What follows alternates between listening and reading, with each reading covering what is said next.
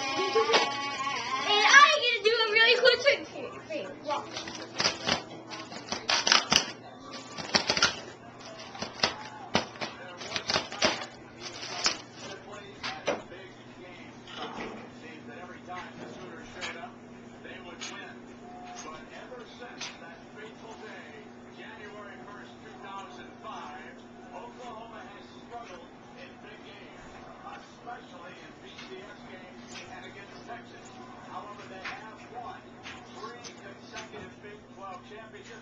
Albeit that last year's was very controversial.